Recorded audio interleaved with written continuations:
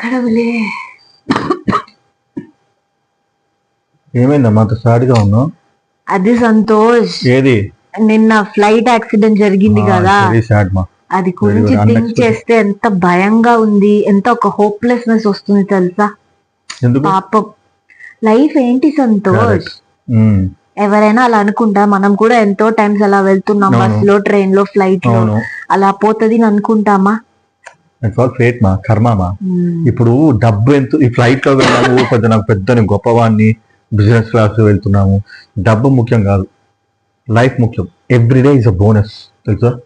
మన లేవంగానే అరే నాకు కొత్త లైఫ్ అని చెప్పి ఉండాలి.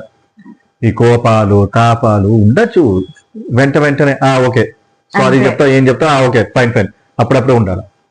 నెక్స్ట్ డే ఏమవుతుందో తెలియదు. మన లైఫ్ ఎంత దూరం వెళ్తుందో, ఏ రోజు స్టాప్ అవుతుందో, 1 సెకండ్ అన్ని ఫినిష్ అవడానికి. దూరం వెళ్తుందో లేదు కూడా తెలియదు తెలుసా. అంతే, ఈ రోజు ఉంటే అది గ్రేట్, ఈ సెకండ్ ఉంటే అది గ్రేట్. దాంట్లో కూడా ఒక చూడు, ఒకే వాడు సర్వైవ్ అయ్యారు. అది ఏంటో ఒక గోస్టా, ఏంజలా, ఏం చెప్పాలని తెలియట్లే. వాడు ఇంకా వాడికి లైఫ్ ఉందన్నమాట చూడు. అంటే ఈ భూమి పైన నూకలు ఉంది అంటారు తెలుగులో, because he's having a life, he want to eat.